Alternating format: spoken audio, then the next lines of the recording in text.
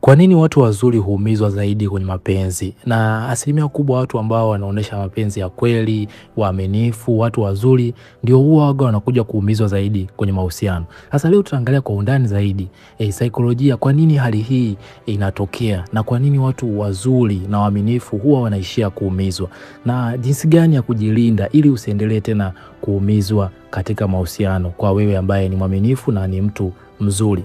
Sasa kama ni mara yako ya kwanza kujiunga na channel yetu ya Elikhan Mtz, karibu sana na usahau kusubscribe. Sasa sababu ya kwanza kabisa ni kupuuza alama za hatari. Hizi tunaziita red flag. Unajua watu wazuri au watu ambao ni waaminifu, watu ambao wana changamoto, mara nyingi wao huwa wanapuuziaga sana alama za hatari ambazo tunaziita red flag. Na kuna sababu ambazo kwa nini huwa wanapuuzia hizi alama za hatari. Sababu ya kwanza kabisa ni matumaini makubwa. Hii tunaita idealization. Kwamba anapoingia kwenye mahusiano, sasa pale ambapo ni mwanzoni kabisa wa mahusiano, tunasema penzi jipya, mara nyingi huwa anakuwa na mtazamo mkubwa au anakuwa na matumaini makubwa kwa mtu huyo. Kwa hiyo hata kama akiona changamoto anasahau au anaona ni kitu cha kawaida na anazipuuzia kwa sababu ya ile picha ambayo amejitengenezea kwa mtu. Kwa mfano mtu kamuona mtu, anamuona kwamba huyu ni mtu mzuri, hata kama akiona kuna madhaifu ambayo sio mazuri, anayapotezea na anayapuuzia kwa sababu ile picha ambayo ameshatengeneza kichwani kwamba huyu ni mtu mzuri, basi hayo mengine anayapuuzia kabisa. Lakini sababu ya pili ni imani ya mabadiliko. Unajua watu wazuri waga wanaingia kwenye mtego wa kuamini kwamba wao walivyo wazuri wana uwezo wa kumbadilisha mtu na yeye pia akawa hivyo. Unajua kisaikolojia mtu bado kubadilika paka amue yeye kwamba yuko tayari kubadilika. Sasa ndio maana mara nyingi wanaishia kuja kuumizwa kwa sababu wanakuwa naamini kwamba huyu mtu atakuja kubadilika, lakini kiukweli mtu kubadilika paka amue yeye mwenyewe. Lakini sababu ya tatu ni hofu ya kuwa peke yako. Watu wengi kwenye mahusiano wanapitia hali hii. Yaani anaogopa kuachwa na kuishi peke yake kwa sababu ya mtu kumuona labda na changamoto, na anaona kama nikimwacha huyu nitabakia peke yangu. Kwa hiyo anaendelea kuvumilia maumivu au changamoto au ameona red flag na anaacha kabisa kuchukua hatua kwa sababu anaogopa kukaa peke yake. Na wengi waga wanawaza kwamba mahusiano mengine tapataje. Sasa changamoto inayokuja, unashindwa kutoka mapema mpaka baadaye unakuja kuumia zaidi. Jambo la msingi la kuzingatia, kama huyu mtu ulimpata na mtu mwingine pia unaweza kumpata hivyo. Lakini sasa changamoto, watu wengi wanaogopa kubaki peke yao kwa sababu wanaona kwamba nitampata tena mwingine lini, itakuwaje ile process tena ya mwanzo kwanza kuzoeana. Kwa unakuta mtu anavumilia maumivu au anavumilia changamoto au anavumilia red flag, alama za hatari, na anazipuuzia kwa sababu ya ile hofu ya kubaki peke yake. Na ndio maana nyingi kwenye mahusiano unakuta mtu ana changamoto, unaona kabisa huyu mtu ana changamoto na hanifai, lakini anaendelea kuwa naye ili tu kuepuka kubaki peke yake. Sasa hii sio nzuri kwa sababu inaendelea kukuathiri wewe kisaikolojia na inaweza kupelekea wewe baadaye kuja kuumia zaidi. Sasa kuna alama za hatari ambazo tunaziita red flag na jinsi ya kuzielewa. Sasa mara nyingi, kwa mfano, ukiona mtu ana hasira za haraka na matusi, mara nyingi sasa watu wazuri waga wanajidanganya kwa kutafsiri kwamba labda huyu mtu alikuwa na siku ngumu kazini, lakini uhalisia ni ishara ya ukosefu wa nidhamu ya kihisia na heshima. Unaona, yani changamoto ya watu wazuri mara nyingi waga ni tafsiri ambayo ni ile ya kupumbazwa, kwamba anakuwa anaona kwamba huyu mtu ni mzuri tu kwa sababu tu baadhi ya maneno aliyomwambia au vitu alivyomuonyesha. Kwa anakuwa anaona vitu vingine ni vizuri tu. Hata kama akiona kuna changamoto, labda kuna siku ukatukana au kaonesha hasira kali, yeye anaona labda alikuwa na changamoto kazini au alikuwa na shida yote ambayo imempata leo katika kazi zake. Lakini kiuhalisia mara nyingi huyo mtu anakuwa na ukosefu wa nidhamu ya hisia na hana heshima, hawezi kujikontrol, hana self control. Kwa hiyo baadaye mahusiano yakishakuwa vizuri, utaanza kuona tabia yake baadaye na unaanza kuona kwamba labda kabadilika, lakini kiukweli ndio tabia yake na wewe ulizignore kwa sababu ya ule upendo ulivyokuwa uko juu zaidi. Lakini ishara nyingine ni kukuficha kwenye jamii. Wewe unaweza kaona kwamba kwa mtu mzuri anaweza katafsiri kwamba anapenda faragha, hapendi mahusiano yetu yajulikane na watu, lakini hii huwa ni ishara kiuhalisia kwamba mtu anataka kwamba hawezi kujitolea kwako, yani hataki wewe kuwa committed kwake, yani kwamba hataki wewe uonekane na watu wengine, kwa sababu unajua asilimia kubwa na watu ambao hawapendi mahusiano yao yajulikane na watu wengine. Sasa kama kwa wale watu ambao anataka kukaa naye kwa muda mfupi, yani umeona kwamba huyu mtu sitadumu naye, kwa hiyo anaona kwamba nikishaanza kutambulisha kwa watu, manake sasa watu watakuja kuniuliza yule dada yuko wapi au yule kaka yuko wapi. Sasa hapendi hivyo vitu, na mara nyingi ni ishara ya uwepo wa mtu mwingine. Ukiona mtu hataki watu wengine wakujue, hataki ufahamiane na watu wengine, manake hana muda na wewe na hana malengo ya muda mrefu. Lakini kwa sababu ya watu wazuri wanakuwa na ile tafsiri kwamba labda anapenda faragha, labda hapendi watu wengi wajue mahusiano yetu, unakuta sasa baadaye anakuja kuumia. Lakini ishara nyingine ni kukulaumu kwa kila kitu.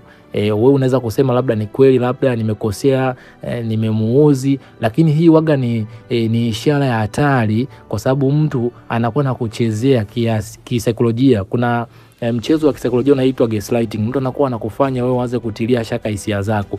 Wewe unaweza kuona kama labda kweli nimemuuzi, lakini mtu anaweza kutumia mbinu za kisaikolojia za kucheza na akili yako na kufanya uanze kushuku hisia zako. Anaweza kutengeneza mazingira, labda umwambie bwana mimi sijapenda hicho kitu, anakuambia wewe nawe unaanza kupaniki ili uanze kudharau hisia zako. Wewe kwa sababu mtu mzuri yeye anapenda amani, anaweza kusema labda kweli nimemuuzi, lakini kiuhalisia kumbe wewe ulikuwa sawa, mwenzako ndo ana changamoto. Lakini ishara nyingine ni kutokuwa na msimamo.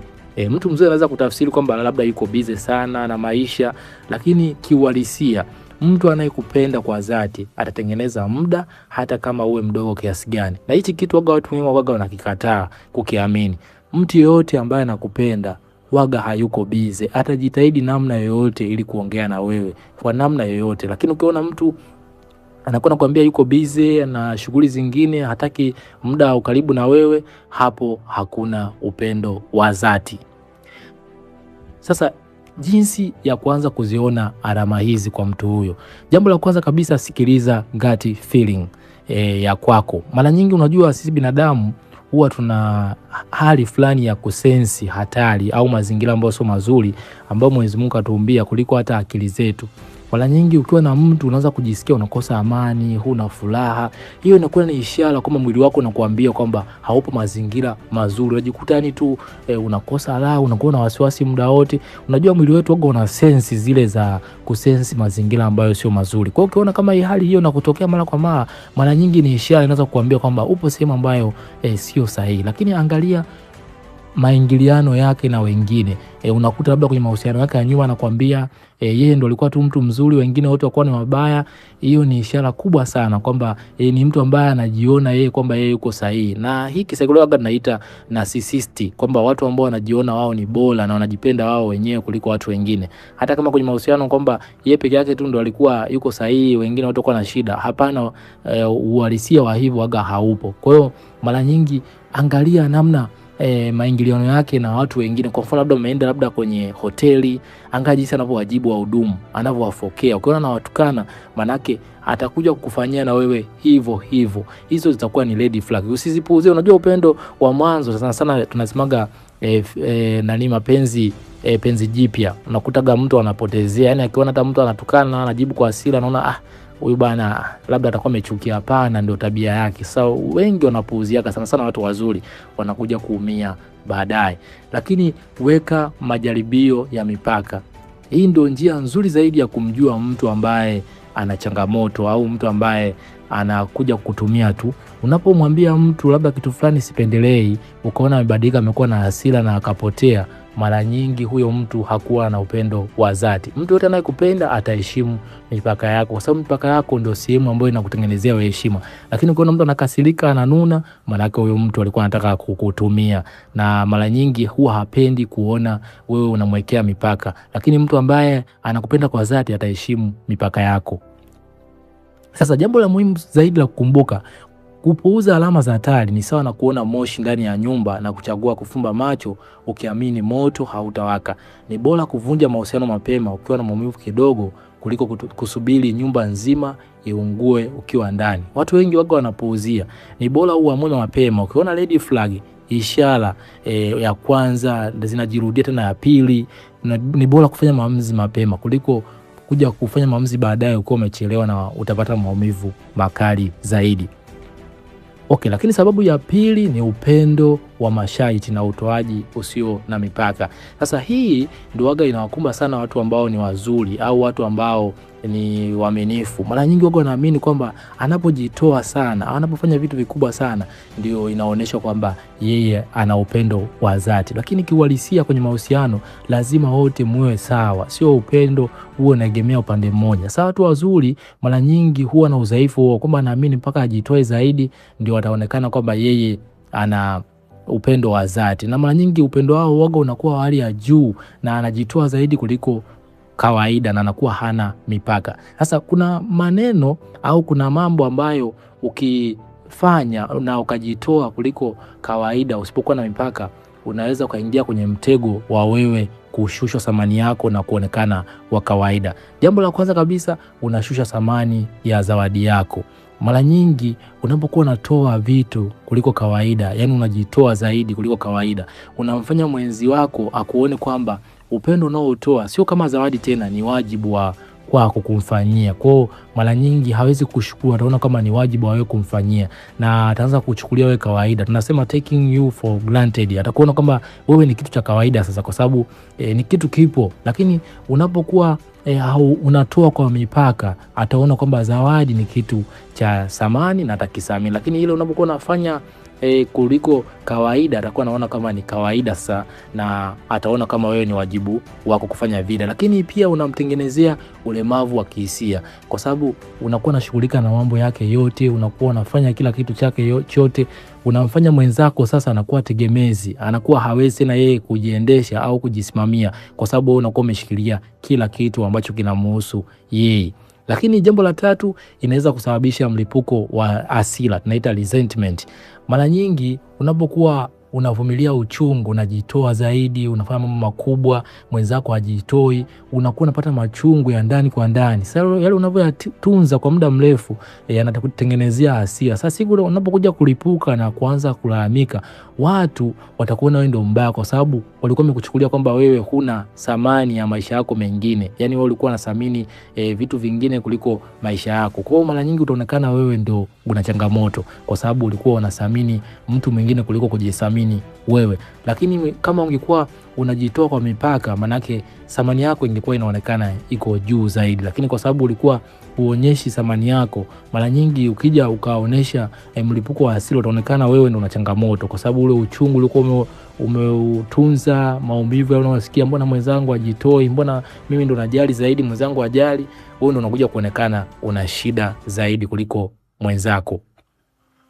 Sasa kuna tofauti kati ya upendo wenye afya na upendo usio na mipaka.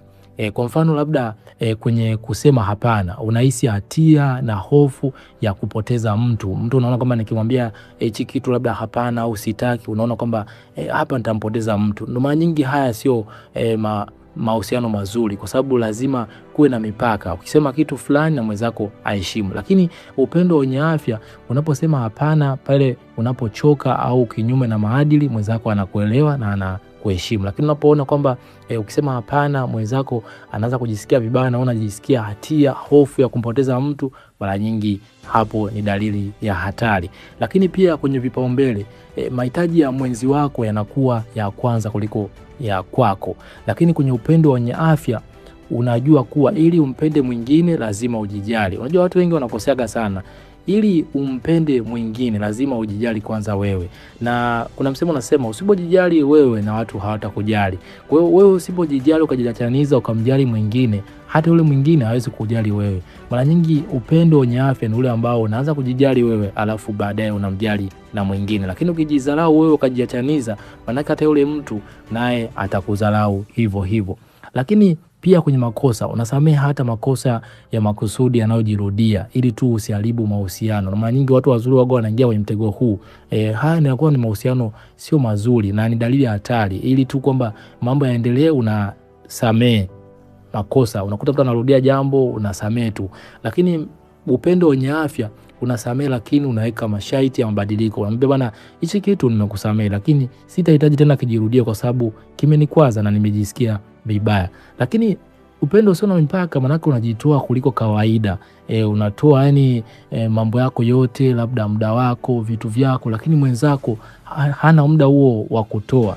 na mwisho wa siku ndio inakuja kutengeneza sasa ile resentment, kwamba unakuwa na machungu ya muda mrefu yamejiribikiza, unakuja siku moja kuja kulipuka, sasa unaonekana wewe ndio una changamoto. Lakini upendo wenye afya maana yake wote mnakuwa mnatoa kwa usawa. Kama mwenzako anaonesha upendo na wewe unaonesha upendo, na mwenzako anatoa kitu fulani na mwenzako naye pia anatoa. Lakini ukiona wewe pende mmoja tu ndio unaegemea, wewe ndio unajitoa zaidi, hiyo inakuwa ni dalili ambayo ni hatari. Hasa jinsi ya kujenga mipaka, yani boundary, bila kuwa mtu mbaya. Na mara nyingi watu wengi wanakupaga sana kujenga mipaka au kuweka mipaka ili wasionekane watu wabaya. Jambo la kwanza kabisa, tambua thamani yako. Mara nyingi watu wazuri wanaamini kwamba mpaka afanye kitu kizuri ndio anaonekana yeye ana thamani. Na mara nyingi lazima uoneshe thamani yako, kwamba upendo wako sio upendo wa kuchezewa kwamba mtu yote anaweza kupata. Lazima aoneshe na yeye thamani ya kukuthamini, ndio atakuwa na uwezo wa kupata upendo wa kwako. Lakini kama kuheshimu, anakudharau, weka mipaka kwamba upendo wako sio rahisi kupatikana. Hapo utaweka mipaka na mwenzako ataanza kuheshimu. Lakini acha kuokoa watu. Kwa mfano kama kuna jambo ambalo unaona mwenzako kweli kakosea au na changamoto kwake, muache yale makosa, yamfundishe kujirekebisha. Na unapokuwa unaingilia, unaenda unarekebisha, manake hata jifunza kukuheshimu na atakuona wewe ni wa kawaida na atakuchukulia poa. Na mara nyingi tunaita hii taking you for granted. Atakuona tu wewe ni wa kawaida. Lakini unapomwacha mwenzako sometime, kama imetoka changamoto, ajifunze na yeye ajirekebishe kupitia yale makosa, utamsaidia mwenzako aanze kukuheshimu. Lakini pia jifunze upendo wa masharti ya heshima. Unajua upendo hauna masharti, tunasema unconditional love. Lakini sasa kuna masharti ambayo yanatakiwa yawe kwenye mahusiano. Kwa mfano uaminifu, upendo na heshima. Hivi vitu ni vya muhimu zaidi. Japokuwa upendo hauna masharti, lakini kuna masharti ambayo yatakuwa yapo kwenye mahusiano. Lazima kuwe na mahusiano mazuri, heshima, lakini pia na uaminifu. Lakini usipoona hivyo vitu, basi hiyo ni dalili ya hatari kwenye hayo mahusiano. Lakini sababu ya tatu ni kuvutiwa na watu wenye uhitaji au matatizo ya tabia. Unajua kuna changamoto moja ambayo wakuta watu wazuri na watu waaminifu. Mara nyingi huwa wanapenda kuvutiwa na watu ambao wana tabia mbaya, watu ambao wana viburi, watu ambao hawajali wengine. Hawa kisaikolojia tunawaita narcissist, yani watu ambao wanajipenda wao wenyewe kuliko wengine na wanajiona bora kuliko watu wengine na hawajali hisia za watu wengine. Hasa changamoto sio kwamba kwa nini hawa watu wanavutiwa na hawa watu wenye tabia nzuri. Changamoto kwa nini wanabaki. Sasa hapo ndo changamoto inaanzia hapo. Kwa nini hawa watu wazuri wanawaruhusu hawa watu wabaki? Jambo la kwanza kabisa ni nadharia ya kurekebisha. Tunaita the fixer mentality. Watu wazuri mara nyingi huwa naamini kwa sababu wao ni wazuri wanaweza kuwarekebisha hao watu. Kwa hiyo anatumia nguvu kubwa zaidi kumrekebisha mtu kwa sababu anaamini kwamba anaweza akabadilika. Lakini kiuhalisia watu kubadilika paka mtu mwenyewe ameamua yeye mwenyewe. Lakini ukitumia nguvu kubwa kumlazimisha mtu abadilike, hapo utakuwa unagonga mwamba maji, lakini mwamba huo hauwezi kubadilika kabisa au kutoa hayo maji. Lakini jambo la pili ni huruma iliyopitiliza, tunaita hyper impulse. Mara nyingi watu ambao ni waaminifu au watu wazuri mara nyingi wanakuwa na huruma ambayo imepitiliza, wanajali wengine kuliko kawaida. Sasa mtu ambaye ana tabia mbaya huwa anaitumia hii kama njia ya kupitia kumtesa mwenzie. Kwa anatumia hiyo kama kumuongoza. Kwa maana anaona kwamba huyu ni mwaminifu au mtu huyu anajali zaidi au ni mtu ambaye ana wema, kwa anaweza kutumia matatizo au changamoto ili akutengenezee tu hisia kumhurumia, ili uache kuwaza vitu vingine uanze kumwaza yeye. Anatumia sauo mpenyo wa kuanza kukutawala na kukuongoza ili uende kwenye vile anavyotaka yeye. Lakini jambo la tatu ni haja ya kuhitajika, they need to be needed. Mara nyingi hawa watu wazuri au watu wenye tabia nzuri mara nyingi huwa wanapenda kujiona wamefanya kitu kizuri. Sasa wanapokuwa wanategemewa na mtu fulani, wanapokuwa na mrekebisha mtu fulani au wanapoona kuna mtu anawategemea wao, mara nyingi wanajisikia vizuri. Sasa hiyo huwa inaleta changamoto. Kwa sababu gani? Wanakuwa na dili zaidi na mtu, wanajisahau wao wenyewe. Kwa sababu ndo maumivu yanaanza kuingia taratibu. Lakini jambo la nne ni mtego wa love bombing. Hii tunaita ni hujuma ya mapenzi au utapeli wa mapenzi. Unakuta mtu anakuonesha mapenzi mwanzoni, na mara nyingi hao ni tabia mbaya ndio wao wanafanya hivyo. Yaani anamuonesha huyu mtu mzuri, mahusiano mazuri mwanzoni, sifa, zawadi. Sasa akishaweza kumteka kihisia ndo anaanza kuonesha uhalisia wake. Sasa kwa sababu huyu mtu mwaminifu na mzuri anakuwa anaona kwamba huyu mtu aliponionyesha vitu vizuri mwanzoni, huyu ndio mtu sahihi, huyu ndio mtu ambaye ananifaa mimi. Lakini baadaye sasa akija akaanza kuonesha uhalisia wake ndo anakuja anashangaa. Sasa mara nyingi hawa watu ndio wanatumia mbinu hii, na huyu mtu sasa hawezi kuruhusu huyu mtu aondoe kwa sababu ya ile hali ya kutaka kumbadilisha. Na uhalisia kisaikolojia, huwezi kumbadilisha mtu ambaye hajawa tayari kubadilika. Sasa jinsi ya kuvunja mzunguko huu, kwamba usiingie kwenye huu mtego wa hawa watu wazuri kutaka kuwabadilisha wale watu, au kuvunja ule mtego kwamba hawa watu ambao ni wazuri kuingia kwenye kuumizwa na hawa watu wenye tabia mbaya. Jambo la kwanza kabisa, tofautisha huruma na wajibu. Jiulize, kwa mfano mtu kakulalamikia shida au ana changamoto, jiulize kabla ya mahusiano au kabla ya kuwa na wewe, kama angekuwa na uwezo wa kutatua hiyo shida, basi hiyo sio wajibu, ni chaguo la wewe kuamua unaweza kumsaidia au usimsaidie. Kuna vitu vingine sio lazima kuvifanya. Unaweza kumhurumia mtu lakini usimsaidie kama inapohitajika, labda kama kuna jambo ambalo huwezi na wewe pia kumsaidia. Kwa hiyo unaweza kuangalia hivyo kwamba kama kabla mahusiano usingekuwa naye, angeweza kutatua hiyo shida. Kama angeweza, basi huo sio wajibu wako na unaweza kuendelea na shughuli zako zingine. Unaweza kumhurumia lakini usishughulike na vitu ambavyo unaona kwamba hivi sio wajibu wako.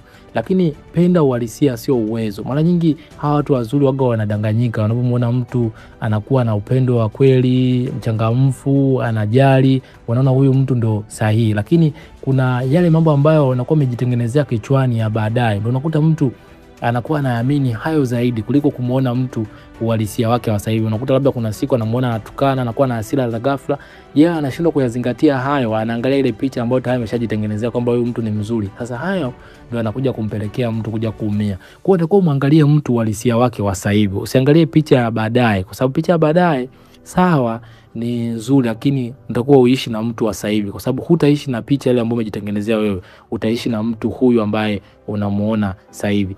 Lakini weka mipaka mapema. Mipaka ndio inakusaidia wewe mtu kuheshimu. Unapoweka mipaka ukaona mtu anakimbia, anashindwa kukusamini, basi hiyo inakuwa ni dalili kwamba huyo mtu alikuwa sio sahihi kwako. Lakini pia jambo la muhimu jingine ni tambua thamani yako. Thamani yako ni muhimu zaidi. Unapoona kwamba mpaka ufanye kitu fulani ndio mtu atakusamini, au thamani yako inaonekana tu pale unapojitoa au kufanya kitu kikubwa, maana yake ndio mtu anakusamini, basi hayo mahusiano sio salama kwako. Mahusiano mazuri ni yale ambayo wote mnabebana kwamba huyu mwenzako ana mapungufu na mwenzako ana mapungufu, mnaishi vizuri kwa kuheshimiana na kusaminiana. Lakini ukiona kwamba wewe tu peke yako ndio unajitoa na usipojitoa unaonekana huna thamani, hayo sio mahusiano mazuri. Lakini sababu ya 4 ni imani ya kurekebisha watu, tunaita the savior complex. Sasa kuna sababu kwa nini imani hii waga inaleta maumivu kwa watu wazuri. Jambo la kwanza kabisa ni mtego wa mimi ni tofauti. Unajua watu wazuri waga wanaamini kwamba mimi ni tofauti, naweza nikambadilisha huyu mtu akakaa vizuri. Unakuta mtu ana tabia mbaya, mgomvi, anajeuri, lakini kiuhalisia huwezi kumbadilisha mtu ambaye hajawa tayari kubadilika. Lakini kupuuza maumivu binafsi.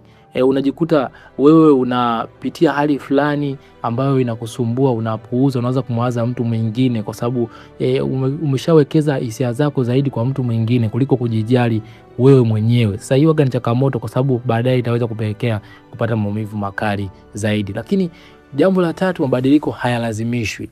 Kama nilivyosema awali, mtu bado kubadilika lazima aamue yeye mwenyewe, lakini unapomlazimisha mara nyingi hawezi kubadilika, kwa sababu binadamu huwa hatupendi kulazimishwa, tunapenda tuamue sisi wenyewe kubadilika. Lakini sababu ya 5 ni kutathmini wengine kwa vipimo vyao. Hii tunaita projection of goodness. Unajua watu wazuri mara nyingi waga wanaamini kwamba kwa sababu yeye ni mwaminifu, hasaliti, ni muungwana, basi na mwenzake naye atakuwa hivyo hivyo. Sasa hiyo ndio inakuja kuwaumiza zaidi. Mara nyingi wanakuwa na uaminifu usio na kinga, kwa sababu anakuwa anaona kwamba kama mwenzangu kama mimi ni mzuri au ni mwaminifu, ni mtu mzuri, sina changamoto yoyote, si saliti na sina changamoto yoyote hata kwenye mahusiano, basi na mwenzangu watakuwa hivyo. Lakini kiuhalisia binadamu wana tabia tofauti. Sasa changamoto ya hii hali, mwenzako anapokuja kubadilika au anapokuja kufanya jambo jingine, lazima utapata maumivu makali zaidi, kwa sababu utapata mshtuko kwanza. Jambo la kwanza, umevunjiwa ile imani kwamba binadamu kwa nini wako hivi. Unaanza kujiuliza, mbona watu wako hivi, mbona wana tabia hivi. Hiyo itakupelekea maumivu ya kwanza. Lakini maumivu ya pili ni yale mtu kukufanyia sasa kitu ambacho hukukipenda. Kwa hiyo utajikuta unaumia mara mbili zaidi. Kwa mara nyingi watu wazuri mara nyingi wanakuwa na uaminifu usio na kinga, kwa sababu wanakuwa wanawatazama watu wengine kama wao wanavyojitazama. Kwa sababu yeye ni mwaminifu, basi anaona na mwenzake atakuwa ni mwaminifu. Lakini kiuhalisia ukweli hauko hivyo. Uaminifu wa mtu unatokana na vile jinsi mtu alivyo. Sio wewe unavyojiona ndivyo mwenzako atakuwa hivyo.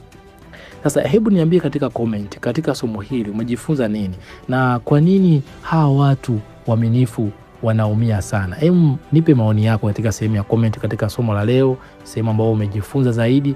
Lakini pia usahau kulike, kushare na kucomment kwa jambo lolote ambalo unaona limekugusa zaidi. Asante sana kwa kusikiliza kuanzia mwanzo mpaka mwisho. Mimi naitwa Elikhan Mtz. Tukutane kwenye kipindi kingine. Bye bye na uwe na siku njema.